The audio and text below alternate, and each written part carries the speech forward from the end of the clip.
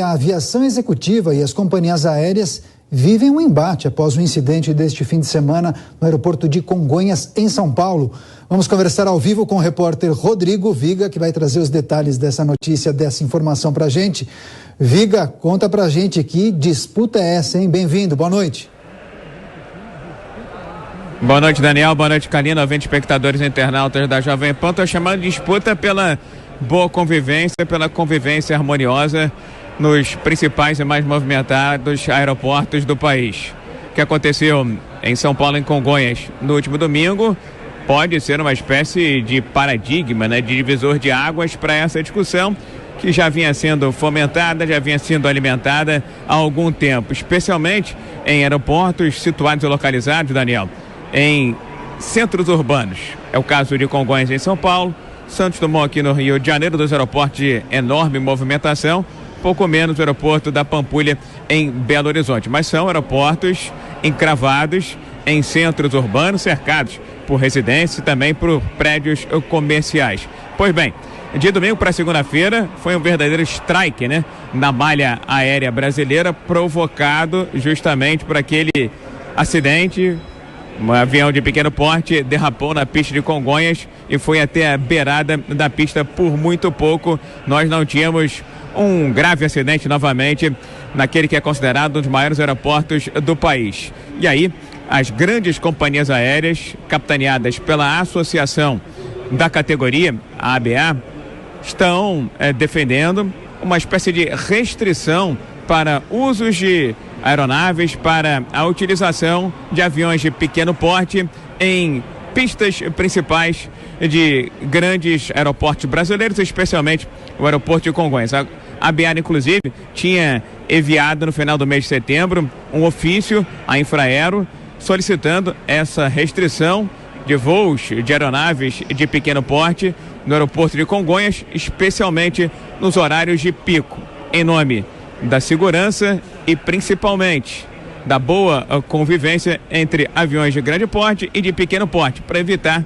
cenas como aquela que nós vimos após o acidente de domingo, onde muitos brasileiros ficaram parados quase que horas esperando a solução para um problema aéreo que ficou concentrado em Congonhas e São Paulo, como revela aqui na Jovem Pan o presidente dessa associação, a ABA, que reúne as grandes companhias aéreas brasileiras, Eduardo Sanovitz. Vamos ouvi-lo.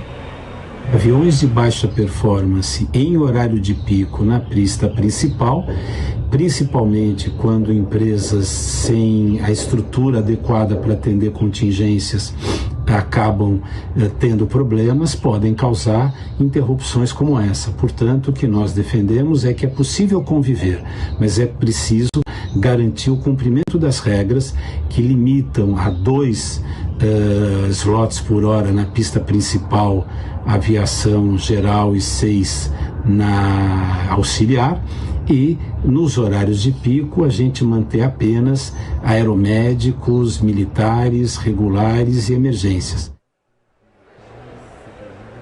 Esse então Eduardo Sanovitz defendendo a proposta que já foi encaminhada à Infraero, e depois do que aconteceu em Congonhas, em São Paulo, no último domingo, essa discussão ganhou fôlego, ganhou força e também está gerando uma enorme polêmica, Daniel.